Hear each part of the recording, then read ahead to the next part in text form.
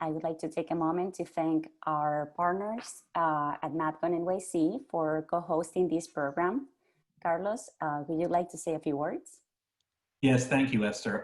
Good afternoon, everyone, and welcome to this very timely and very prescient virtual panel that we're running right here. My name is Carlos Rodriguez. I'm the event director for MadCon NYC, which was going to be a face-to-face event in Brooklyn this year until COVID put paid to that, I'm sure, for a lot of us. So it's now an all virtual experience running December 1st and 3rd, and it's a digital marketing event, but it's an experiential digital marketing event. MadCon NYC is organized by Reed Exhibitions. That's the company that I work for. We do events like New York Comic Con, you may have heard of, and the Star Wars celebration. So we're doing a digital marketing event, and we're absolutely thrilled to be partnering with the American Marketing Association New York. As I'm sure all of you know, it's an absolutely fantastic organization doing so much tremendously good work within the industry. So very, very, very thrilled to be partnering with them. We have an amazing lineup of panelists for you talking about a subject not only important for our industry, but one personally close to me as well. So if we were ever going to partner on an event from a MadCon NYC perspective, partner on a virtual panel, it was going to be one like this. So thank you again, everyone, for joining. To learn more about MadCon NYC, it's madconnyc.com. It's at MadCon NYC across social. And I promise you I didn't plan this, but it just so happens, rather coincidentally, that today, it was actually supposed to happen yesterday, today at 11 a.m. registration opened for MadCon NYC. So yeah, if you go out and you see it on social, you see on the website, it literally opened at 11 a.m. today. So it's going to be a bunch of great stuff on there. Again, we're so delighted and thrilled to be partnering with the American Marketing Association New York, and I hope you get well, I know you'll get a lot of insight and a lot of actionable takeaways on the topic today. If I'll just leave you with one thought in this introduction, is that when we're thinking about countering bias and we're thinking about inclusivity in our industry. I heard this from a colleague of mine yesterday. Don't just talk about it, be about it. And with that, I'm going to hand it on over now to our fantastic group of panelists, and I'm really, really excited to hear what they have to say. Thank you, everybody. Thank you very much, Carlos. We would also like to thank our premier partner, Greenbook, for supporting the AMA New York year-round. And finally, a special thanks to the AMA New York board and our team of talented volunteers for their continued contribution, commitment, and dedication. And now it's an honor to present my colleague and the president of AMA New York, Karen McFarlane. She's a seasoned marketing executive with over 25 years of global experience in technology, finance, education, and entertainment. In 2007, Karen founded the B2B strategic marketing practice, K Media Partners, to help the C-suite devise revenue-generating marketing programs that elevate brand image, improve marketing productivity, and build strategic partnerships that grow their business. She is also partner and chief marketing officer of Lettershop Media, a boutique agency for B2B startups and enterprises. Karen, please take it away. Thank you, Esther, and thank you to everyone who chose to join us today. As Esther mentioned, I'm president of AMA New York, and most importantly today, I'm serving as the moderator for this fabulous panel that I'd love to welcome to our virtual stage. First, I'm going to tell you who they are, but I'm going to ask them to talk a bit about themselves because they will do a much better job of talking about what they do and why they love doing it than I would. So panelists, just wave your hands quickly for attendees to spot you when I call your name. Leah Lattimore, she's Assistant Vice President for Inclusive Global Student Leadership and Engagement at New York University. She's also the Director for the Center for Multicultural Education and Programs. Leah Wayne. Gary Nix, Founder and Chief Strategist at the Brennergist. And Benjamin Smithy, CEO of the Smithy Group.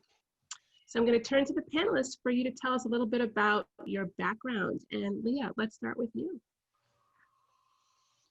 Karen, and it's so exciting to be with you all today on this important conversation and to just be able to connect with you and learn from you and also share some insights. I'm originally from Cleveland, Ohio. I attended NYU, left and worked in a number of spaces and careers, including program practices at CBS, so reviewing advertising content and being a network censor. I worked in recruiting for Citigroup and then pivoted into higher education career development.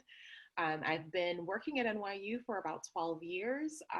In addition to working within career development, I was the deputy director for our Shanghai Career Development Center and oversaw our employer relation division. And about 4.5 years ago, pivoted into this role, focusing on diversity, equity, and inclusion at NYU, and certainly with our partners and across all of our campuses, and focusing specifically on how we can create a campus for our students. And so I'm excited to be here with you all and share some insights and be a resource to you and to everyone within AMA.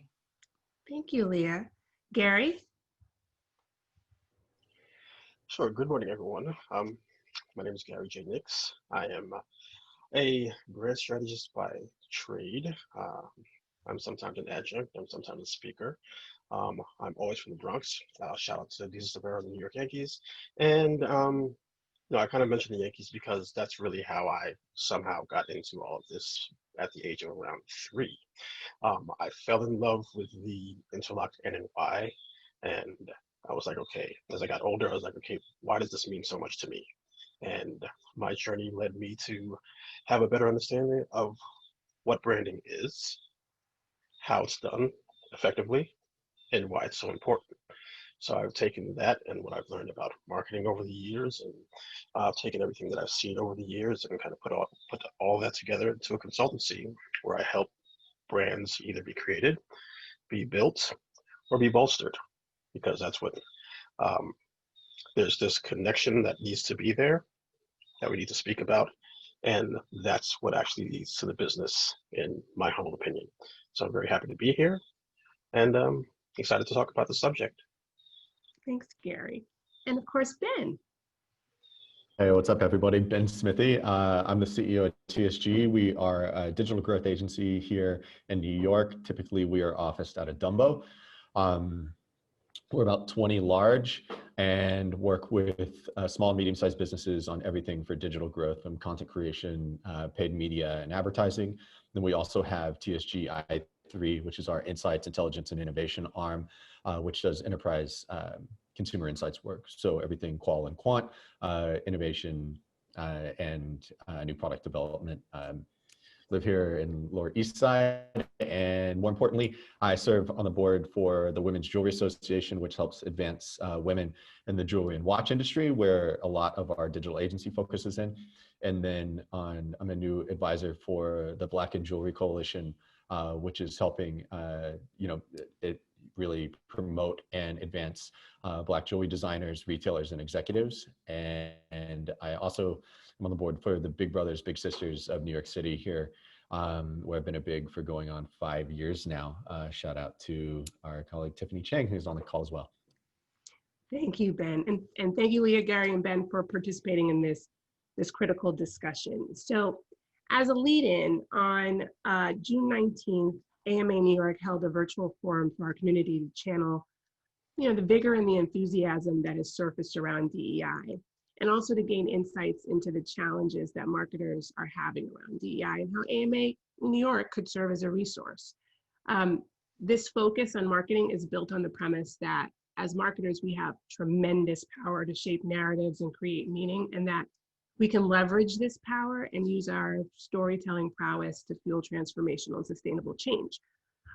But the forum made one thing super clear, like everyone had a different definition of what diversity, equity, and inclusion meant to them and how that applies to marketing. So I first wanna level set and ask each of you, what does diversity and inclusion mean to you, and what role do you think marketing plays in its sustainability? So Ben, I'll throw that question to you first. Yeah, for sure. So to me, DEI is really about brands becoming more human. I think when you look at what we call the human brand, that's exactly where businesses are starting to go today. And I think that if you look at the core of DEI, it's businesses starting to look more and more like the consumers and the populations that they serve. So the customer bases that they serve. From a marketing standpoint, I think our whole goal from a marketing, advertising, communication standpoint is really to take that more and move that from a campaign into really a culture setting. So I think that both from an internal and external point, it's our job as the gatekeepers of communications to make sure that it's more than just communications. I think it's one of the arguably most important parts where we're taking and we're showing the changes that are being made culturally within an organization, externally to the business, to the constituents that they serve. So I think for me, it's about human brands and businesses becoming more like the customers that they serve. Got it. Leah, how about you? What are your thoughts? Oh, I could wax poetic all day. When I think about DEI, when I think about that work and what it means, for me, there are the elements of, demography and representation, of course, the elements of integration, and also equitable resources. And so when I think about that, and when I think about that in marketing and branding, I certainly think about, whose voices are ringing out the loudest, whose faces do we see, whose stories do we tell. But then I also think about, how do we create space and distribute resources for that level of diversity to also exist within different communities. So not only pushing for brands to integrate other voices, but how do we leverage, support, uplift, empower, and celebrate that work happening in those communities? So as we're looking with our Latinx communities, our Black communities, our LGBTQ plus communities, not making it as so the expectation for diversity, equity, and inclusion is that they have to somehow absorb into a mainstream brand only, but that they are fully empowered and have market share to do what they're doing within those spaces for their communities in the way that they want to have that done. So how do we have that integration and that representation, certainly for our brands, but then also support that work happening in those spaces? And I think when I think about diversity, equity, and inclusion, it's a vision that can happen, that we don't have to sacrifice one or the other, or we don't have to limit the possibilities, that we can all be in this space represented together. That would be a beautiful thing. I love that sentiment. Gary, how about you? Yeah, so I'm going to start off by saying that one of the things I'm going to enjoy about the answer to this question specifically is the fact that there's going to be a lot of congruence in the things that we say. We're not going to say the same things, but there's going to be a lot of similarities and a lot of connections. And the fact that DEI kind of can serve as, or should serve as, that place for community and connection. What we do, if we take it to the marketing standpoint, what we do is we tell stories. We tell stories because we know they work.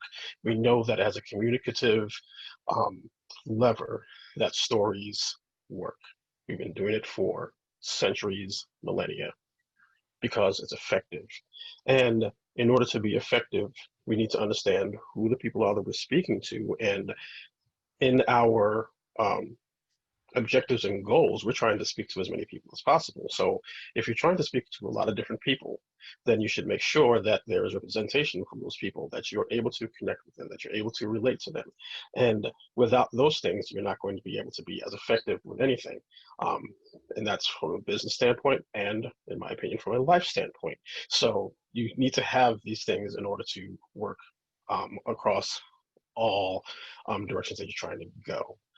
So that's kind of how DE&I and marketing work, not just the business case, but the fact that if you're trying to connect with people, which is something that we're all trying to do, you need to do these things, and you need to see the value in them, because there's absolutely more value than less.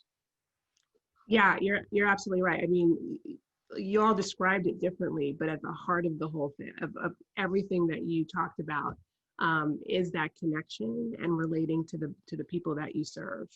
But we've also been talking about this for a while, right? Like, obviously the national dialogue has made significant shifts towards, DEI, more so in the last few months, maybe than, ever, but because of the tragic murder of George Floyd. But, those that are passionate about this want to ensure that it's not just a moment, but instead it's a steady movement towards real change and not just temporary lip service, right?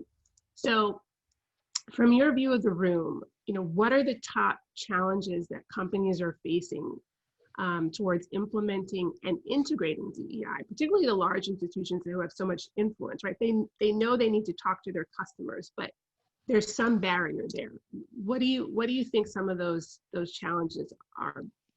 Ben, for instance, like some of the smaller progressive companies, you know, they seem a little bit more nimble in this area, right? But the legacy ones, is it an industry problem? What are your thoughts? Well, I think when you look at proximity to the customer or proximity to the community, right? Small businesses, by definition, whether it was a mom and pop shop down Court Street in Carroll Gardens, or it's you know, a single restaurant here in the heart of Manhattan, small businesses have always had the pulse on the street, right? They have a feel for what's happening on the street. They have a feel for what's happening in the community because largely their owners are part of the community. So when it comes to cultural shifts and that's what that is, they're more nimble. And now you add on logistics and infrastructure and things like that. Obviously, SMBs are a lot easier to adapt versus, you know, trying to navigate the direction of a cruise ship in a large corporate enterprise. But I think the biggest aspect, the biggest X factor that's going to change, like that stickiness that you were sort of implying of making this more of a movement, not a moment, is that relevancy. I think the value proposition of relevancy. I think that when businesses start to see value, which is measured by revenues, right, and profitability, when they start to tie values and value back to relevance, right, that's where they're going to start to see these changes and really investing large amounts of money into these, not just from a singular campaign, not just from a Nike doing a Colin Kaepernick campaign, but really culturally into the organization and the systematic organization itself is really looking at, okay, when we see the value proposition change, when we see relevance, meaning the only way a brand can stay relevant in the future is by being more like the communities and the customers they serve. That's when we're going to start seeing investment in there. It's got to be a financial thing, right? At the end of the day, it comes back to business and dollars and cents. So when they start to feel the economic shift of it, they will. It just so happens SMBs feel it first, right? Good point. Good point. And Gary, and you talk a lot about this too, but in terms of let's tack on to this value proposition here. How can brands tap into their core values in order to shift the culture, like Ben was talking about, to embrace DEI? From your view of the room. Sure. So it's not only the relevance, because the relevance is important, but I think the part of what's so important to the relevance in terms of what the business is trying to do is that there's this connectivity again, right? If you start losing relevance, then you start losing the connectivity with your consumer. The consumer has the money, right? So if you want to take it all the way to business, what are we trying to do? We're trying to make money. We're trying to raise revenue. We're trying to increase profit margin. We're trying to do these things.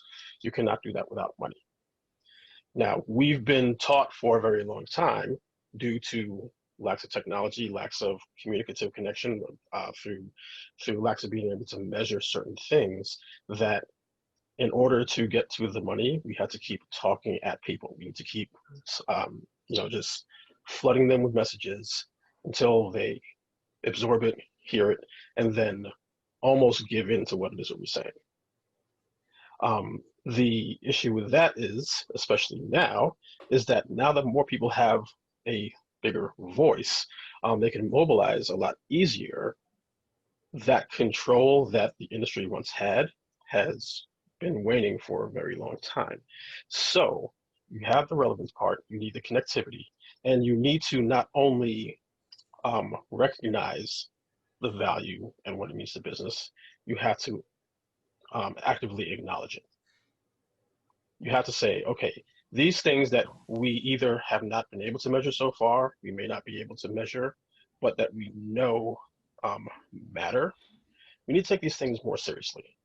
When we were talking earlier, I brought up the fact that we all know that the most effective form of marketing is word of mouth. We haven't been able to measure it in a way that we are satisfied with it, but we know it exists. Now, we've gone so far with data sometimes that it's like, well, if we can't measure this, then we can't say that it's true. There's a difference between saying, okay, how do we measure this thing, and saying that this thing that we know to be true is maybe not as true as we thought it is. We can figure out how to measure something and acknowledge that some things that we can't measure are absolutely true.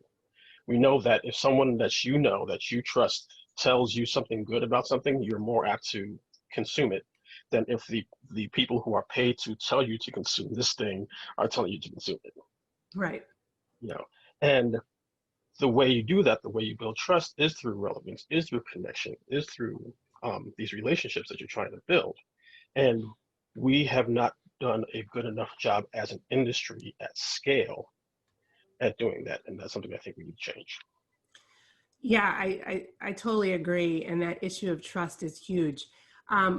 Leah, from you work with the consumers of these brands, right? Essentially, right? I think NYU has like a melting pot of over like 58,000 students who are active consumers across New York, Abu Dhabi, Singapore, and you have like 19,000 employees there.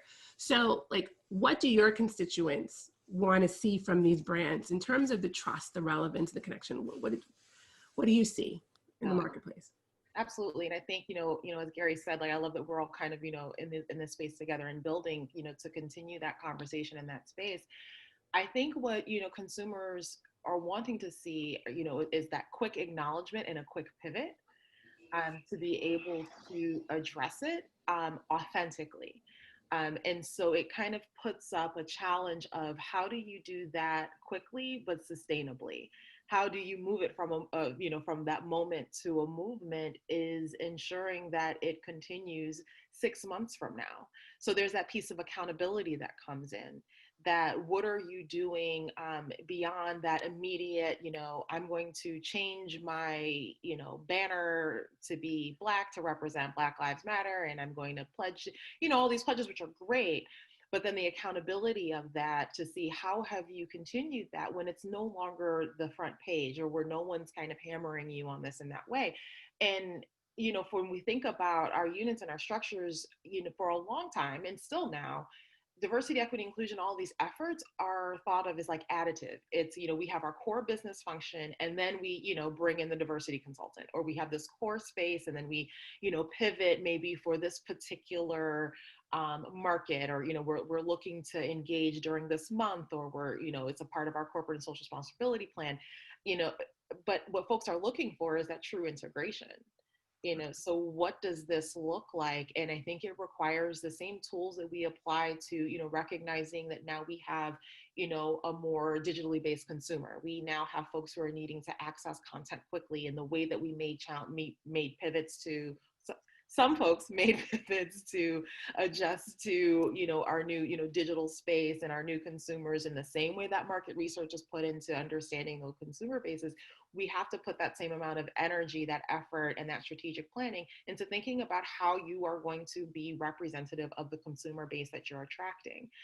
So it requires sometimes for these brands to not, that's great that you might have a person of color who is now the face of your, your cosmetic line. But if I can't purchase anything that matches my skin tone, there's a disconnect, right? And so thinking about that relevancy, thinking about that process, thinking about that connectivity, that piece is like, oh, great, I'm really great that, that influencer got that contract, but I can't use your product. Right. So how are you integrating these values truly into what you're, espousing to the public? Yeah, yeah.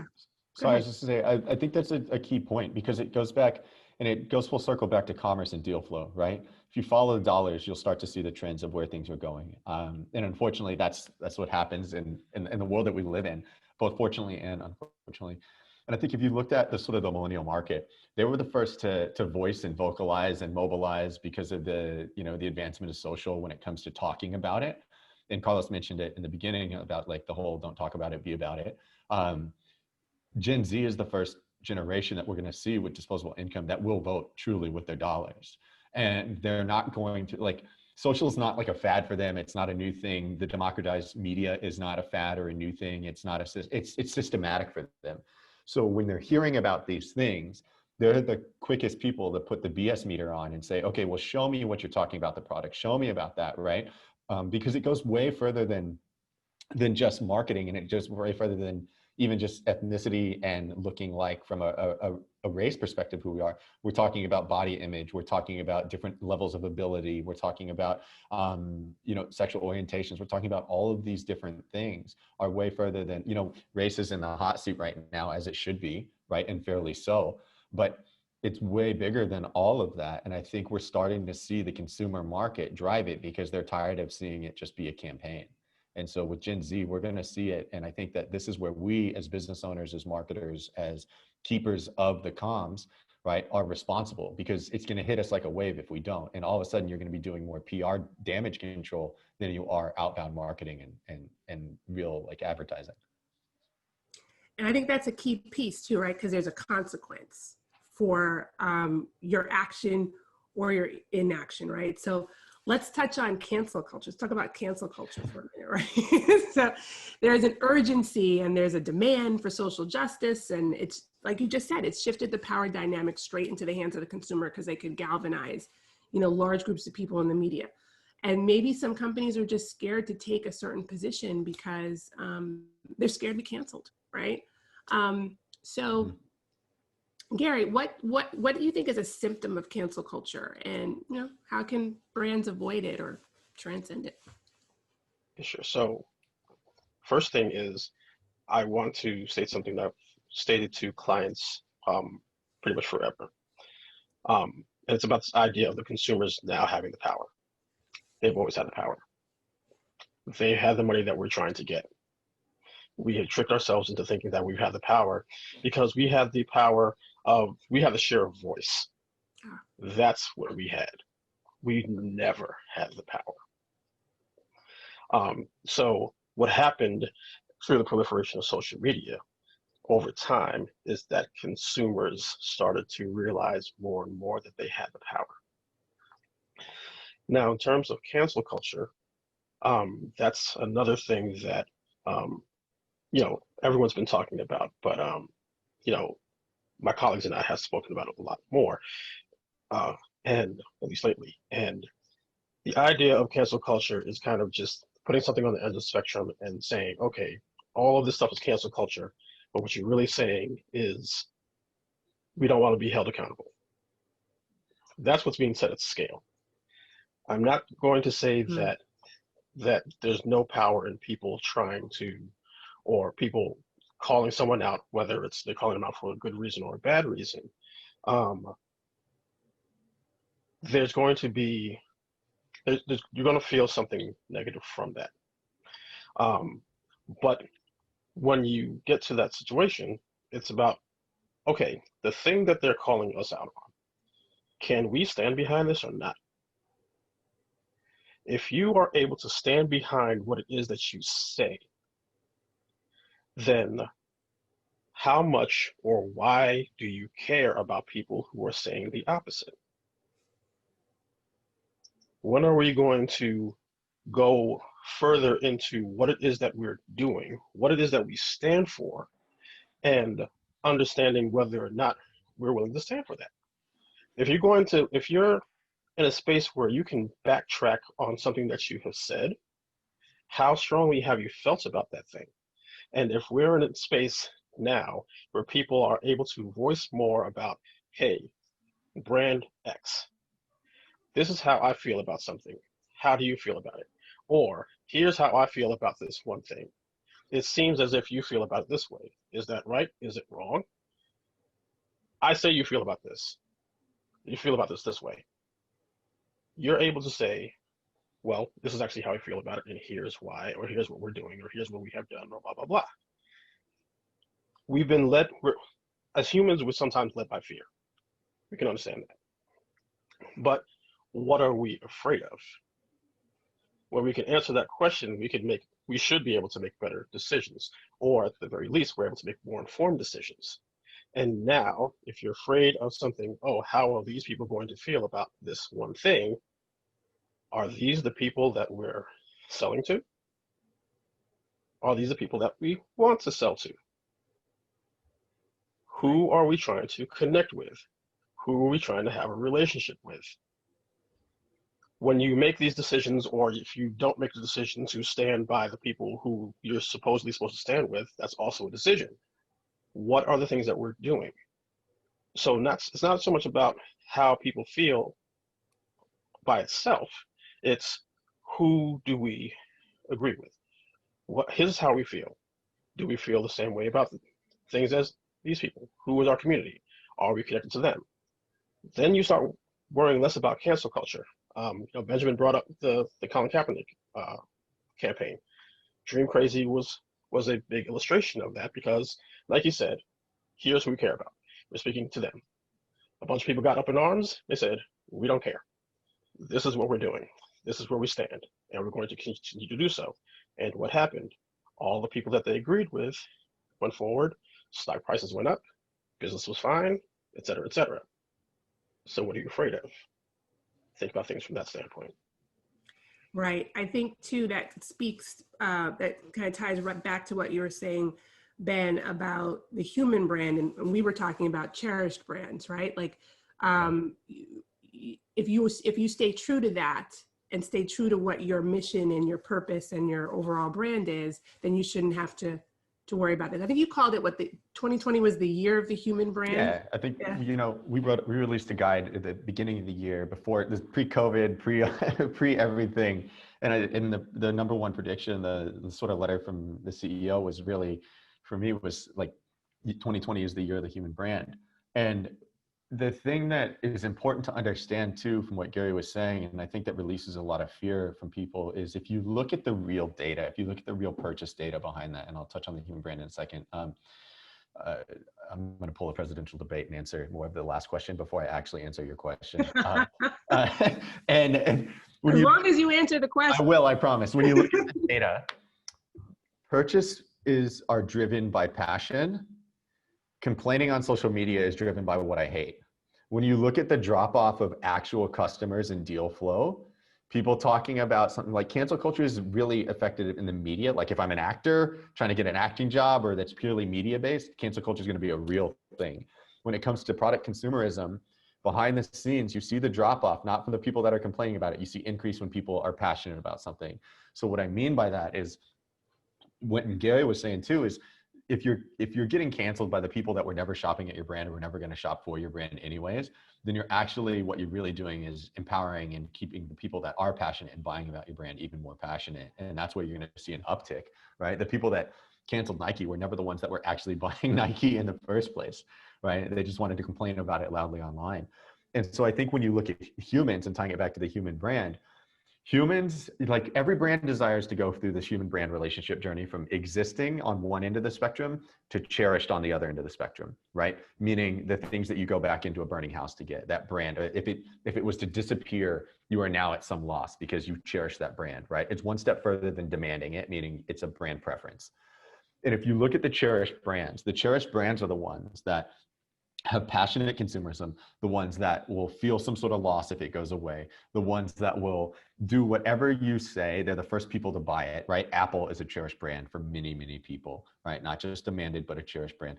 Nike for some people is a cherished brand, right? The sneakerheads out there, me being one of them, right? But when you come to that thing, like the cherished brands are the ones that have the biggest risk at this point to not say something, of being stuck in the middle, because brands that aren't cherished are the ones that are stuck in the middle. They don't have a voice, right? So when it comes to that, you have to pick a side. The side is what you're for, not what you're against, right? And focus on the things that you're for. I would say to every marketer and advertiser out there right now is like, focus on what you're for, right? And focus on saying what you're against, really targeted even to the community that you're for, because you're going to have to make somebody mad, right? It's social media. Its whole job is for people to just get in fights about it. So like when you look at it, like don't worry about what you're against as much as like practice speaking about what you're for. And when you focus on that, when you start focusing on what you're for, you're going to start to like really, really, really embody the things that your passionate fans are for. And they are the ones that'll speak up against what you're against. Yeah, I totally agree. And Leah, like I really wanted to ask you this question too, because from the consumer perspective, why do they cancel from your view of the room? Why do they cancel brands? I also want to ask you about this. Maybe it's a myth or not. Is this an intergenerational thing or just like a Gen Z thing? This whole Yeah, absolutely. And and I think when canceling happens is because there's a mismatch on the consumer expectation. Mm. You were a cherished brand because you were something that I had in my household, and all of a sudden now I don't know if your messaging or what you said aligns with my values. I'm now challenged by it. Right. And so, to Ben's point around, oh, wait a minute, it's, I would be more concerned, yeah, about that person who maybe has that question, but at least now what's going to be your stance? Right. And so what's going to be your response? Are you doubling down? Are you pivoting? Are you clarifying? What's happening in that space? Maybe you're no longer going to be my cherished brand because I now have an understanding of your expectations, and this just isn't who I want to align with. Or was there a mistake? And oftentimes, and I think we can all think of instances where we've either made mistakes, our institutions, our brands, our clients have made mistakes. And when I think about cancel culture, going kind of back to what Gary was talking about, I really think about, that power and that voice and that accountability space. And so it's waiting to see what's going to happen. Is this a pattern, and is this going to happen again? And I would say, to folks, there have been times where, things that I've encountered or done in the space, and folks have come and said like, hey, this is an issue, something that's come out of your center or your space. Okay, explain to me what the issue was. Explain to me maybe where our understandings were, mismatched around expectations. And then let me talk about how I can address doing something differently. And what I think we were talking about in a separate conversation, Karen, is, when you fail to reflect on what the issue was, you've got to do an autopsy of it. You have to see, well, what went wrong? Because I guarantee you, if you were dismissive or negligent or unaware of something happening within the Black community, and you say, okay, great, I'm not going to do that again, you're probably going to be hyper aware, hyper vigilant in your communications, in and around Black communities. But then you're going to miss on Native and Indigenous folks. Right.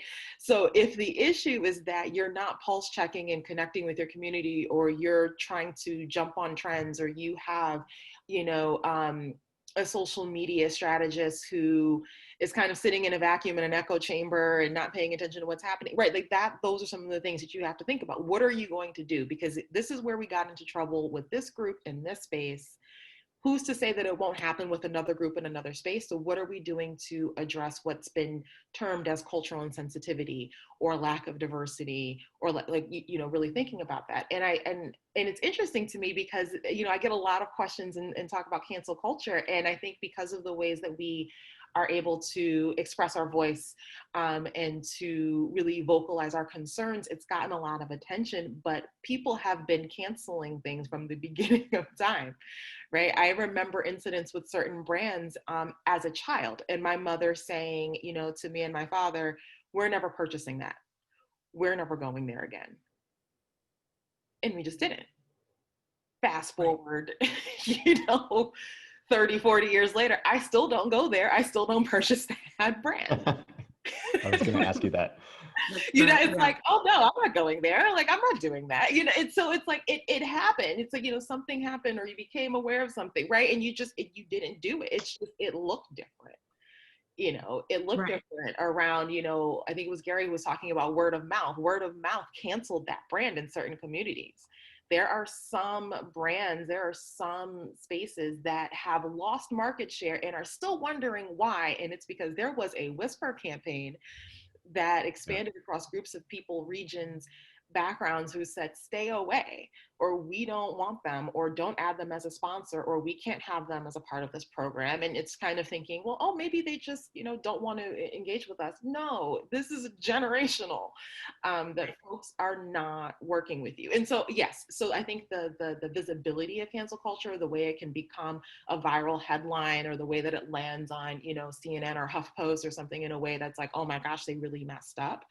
But I can think of, for years, brands that have maybe made missteps, and you made an individual choice, and then maybe you espouse that to the community, and then the community made a choice, and it was the same thing. I just didn't have Facebook or Instagram or TikTok to be able to do it. Right. No, totally agree. I'm part of that whisper culture as well. We're going to answer audience questions in just a couple of minutes. So if the audience has any, just feel free to put them in the chat.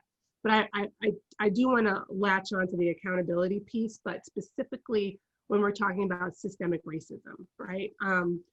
And even more specifically to address the systems that have been built over time, and in many cases to intentionally exclude other groups, but also track back to like legacy systems that have yet to be reviewed for their efficacy against underrepresented groups. So, Gary, what systems do you think need to break in order to open up more opportunities for more people of color when you deal with some of the brands that you're? Can I say all of them?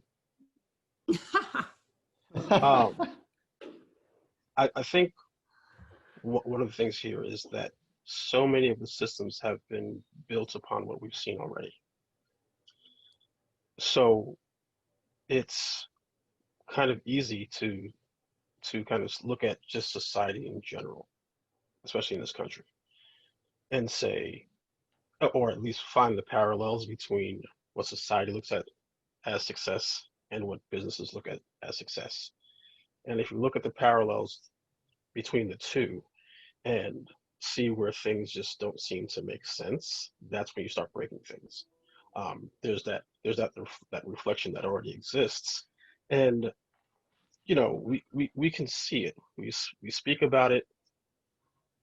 Companies who have made these grandiose statements talk about it all the time, but they don't want to actually go ahead and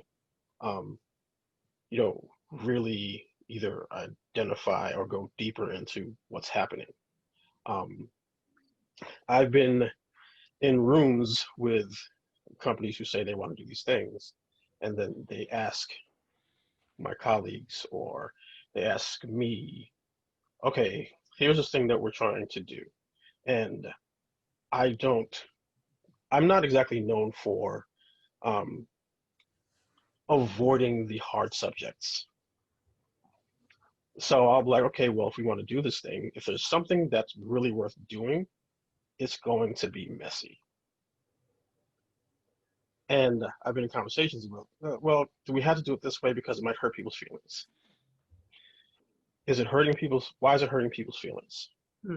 Or is the fact that it's hurting people's feelings more important that we need to change this thing? If you say you want to change this thing, if you're addressing something that is a difficult, complex, systemic, policy ridden issue, it's going to be a lot of work.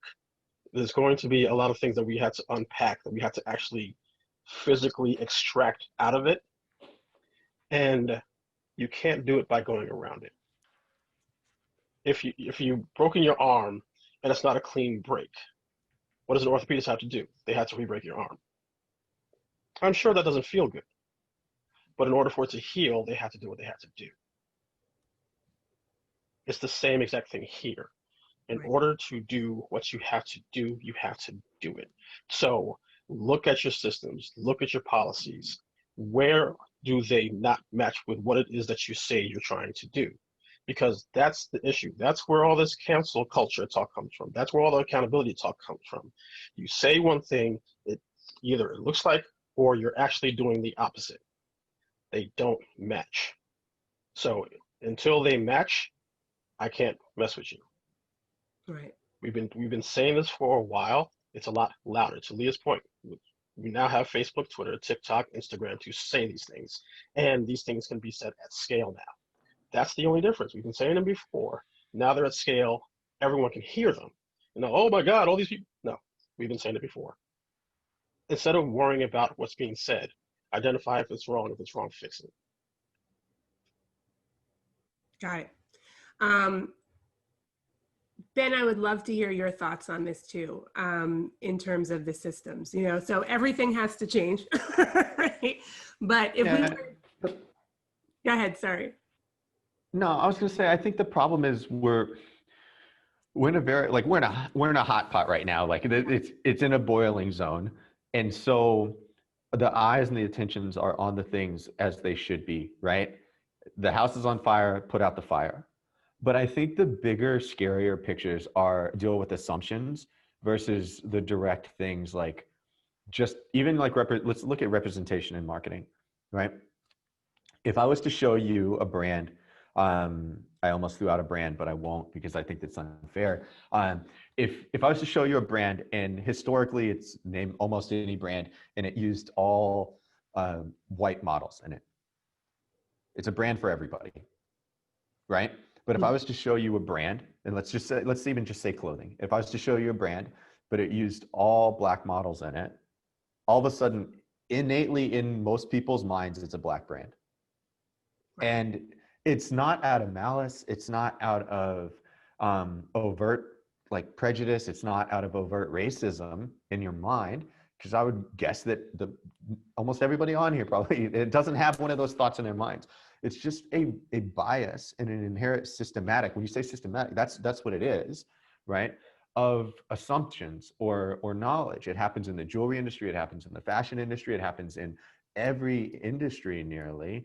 And so I think that we have to get over those things. To me, those are the things that are scary, is we have to change those assumptions. We have to change those things. It's just as much the inadvertent things as it is the very, very blatant things.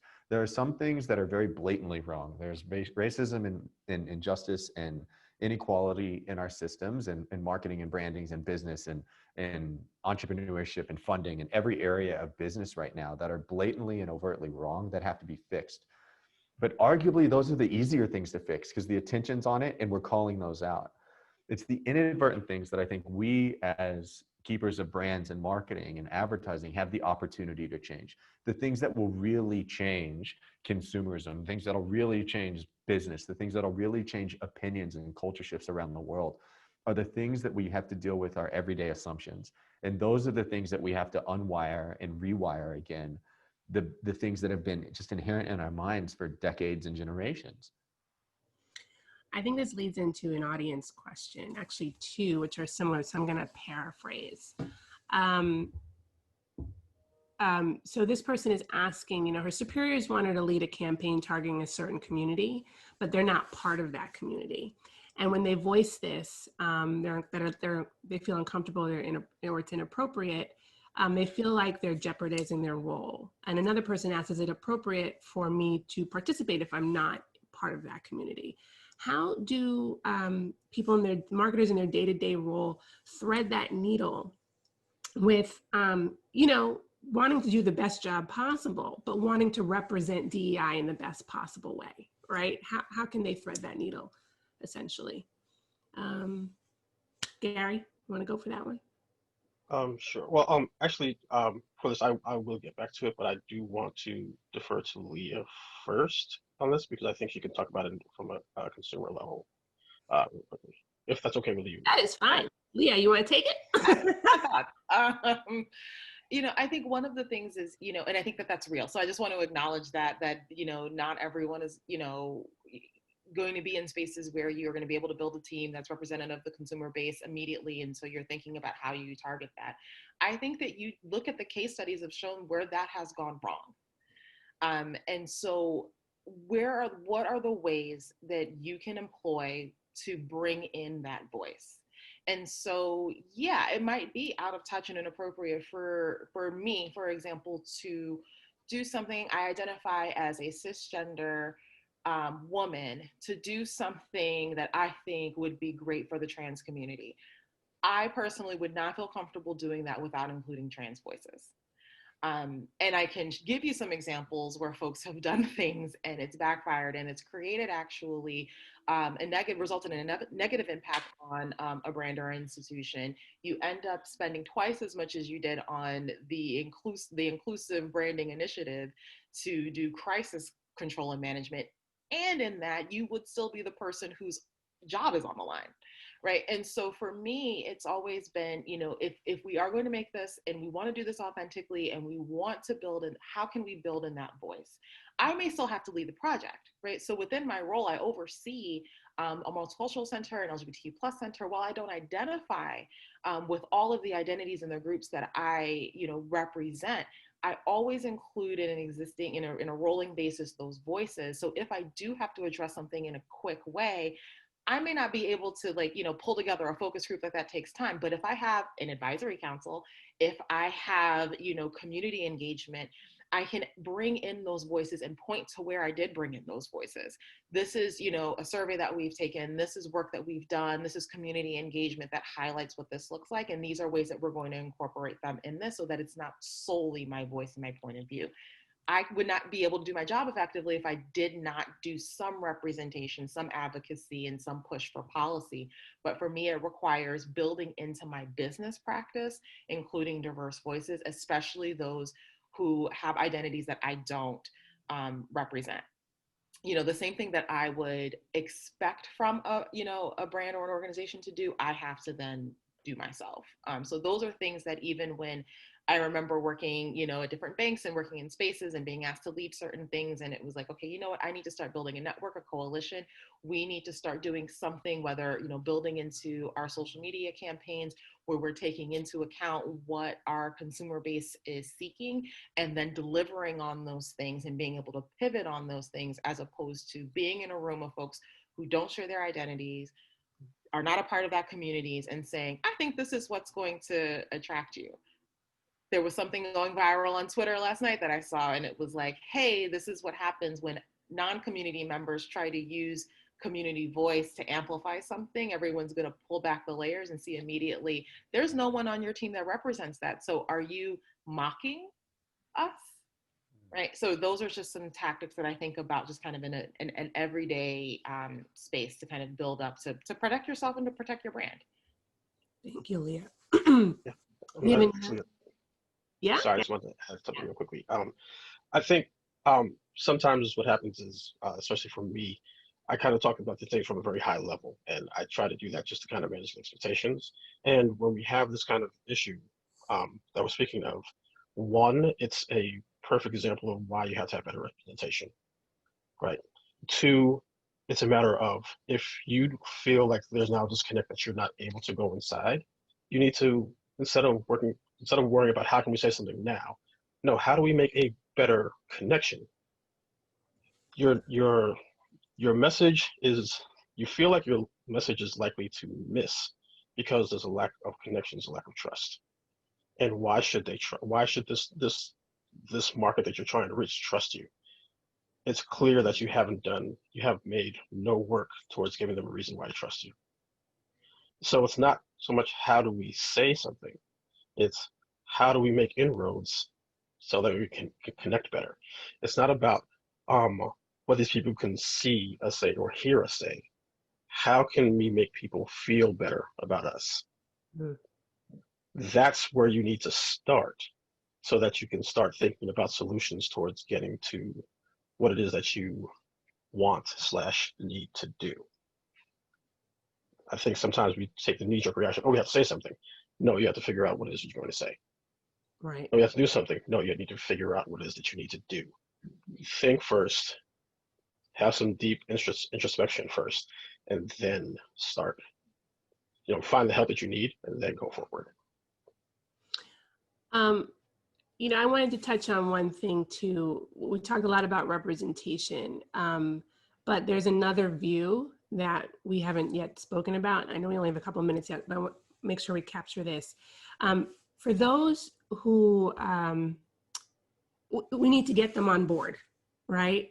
And we want them to understand that, although we are focusing on these underrepresented groups or categories, we specifically talk about race, that what are the words that we need to use to convince the non-BIPOC communities that DEI is beneficial to everyone and doesn't necessarily work against them, right? Because I think that's part of the conversation when we see these barriers that come up. What do we do? How do we do it? We're uncomfortable, right? Where can people start in terms of convincing the non-BIPOC communities that this is not only good for humanity, but good for business as well. Yeah, I think you start with the advocates, right? And the allies. I think there's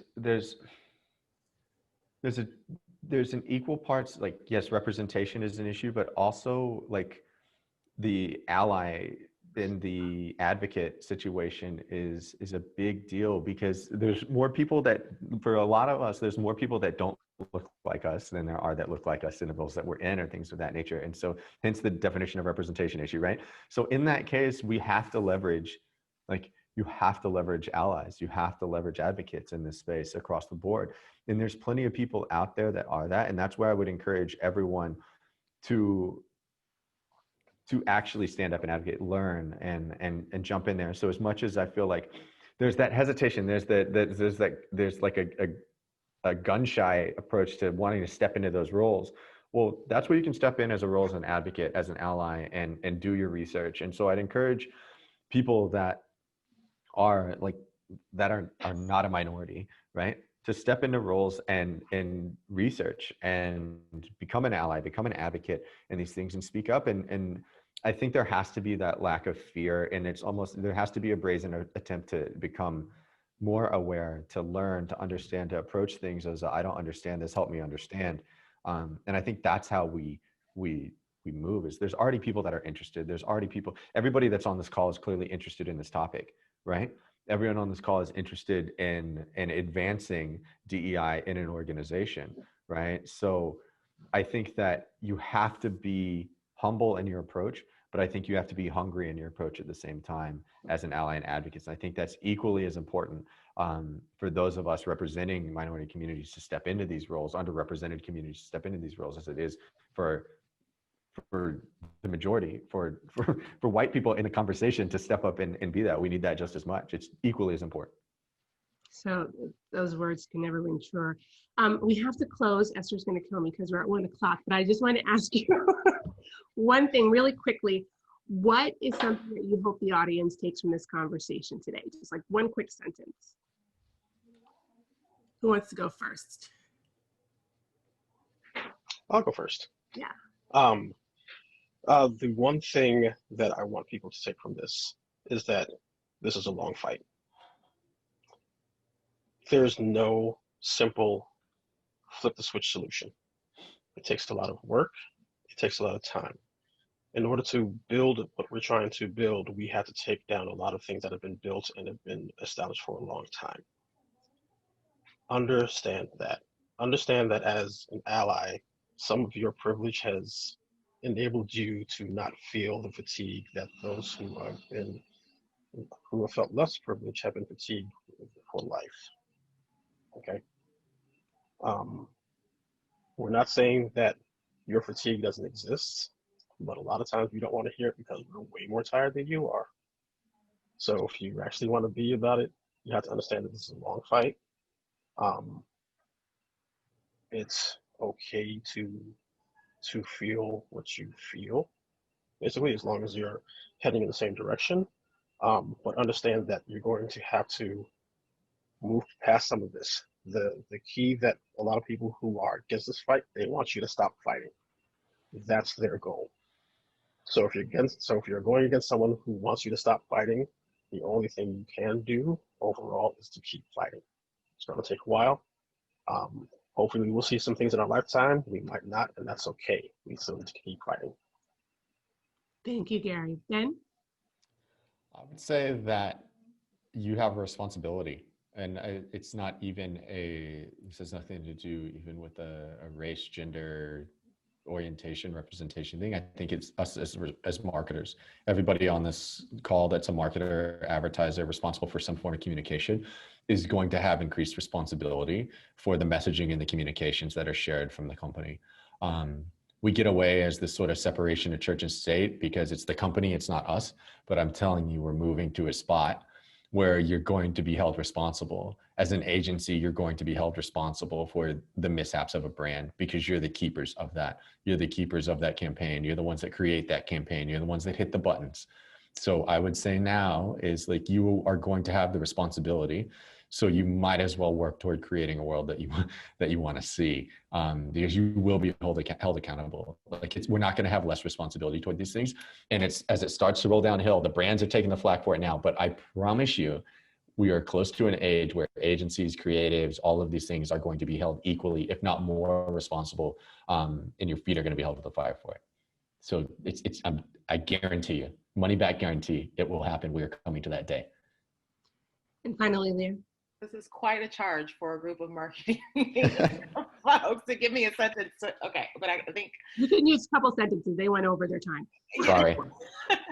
I mean, I got to go back to a quote that has driven me in my career by Henry David Thoreau, "Go confidently in the direction of your dreams." That's never failed me, right? And so, but what is the dream? What is the vision? What is the goal that you are trying to create? And when you go confidently in that direction, you do the work that's necessary to ensure that you get there.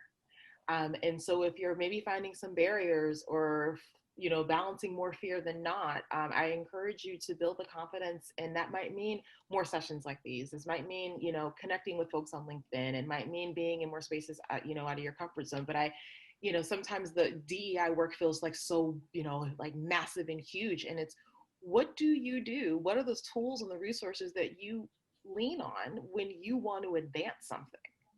And if you find yourself not utilizing those tools and those resources to advance DEI, I'm going to ask whether or not that's a part of your dream. And I ask my organization, is this really our goal? Because when we want it, we go for it. We put money behind it. We highly publicize it. Like, we go confidently in this direction. And so if you are going to make a commitment to diversity, equity, inclusion, go confidently in that way, and think about the tools, again, the resources and the ways that you would go after a consumer base, the way that you would go after a partnership, and employ that same energy to DEI work. Thank you, Leah. My hope is that everyone will show this presentation to all their colleagues, because you three have provided such meaningful intel that participants can use to take action. So thank you. I'll throw it to Esther now, and Carlos. Thank you very much again to our panelists and Karen for moderating this relevant conversation. I think if Carlos wants to say a few words, and with that we'll conclude the event. Well, yeah, just to say thank you again to the American Marketing Association of New York. Thank you to Leah. Thank you to Karen. Thank you to Esther. Thank you to Gary. Thank you to Ben. Just fantastic and fantastic takeaways, you know, and just to very quickly bring it back full circle to don't just talk about it, be about it. Yeah, I think we all need to look at ourselves in the mirror and say, what have I done today? What have I done this week? What have I actually done? What actions have I taken this month to improve the inclusion and diversity and to combat unconscious bias? What have I actually done? So what actions have I taken? If we can say that to ourselves and we can have an answer for ourselves, then we know that we're on the right track. One last shameless plug, right? This is totally shameless.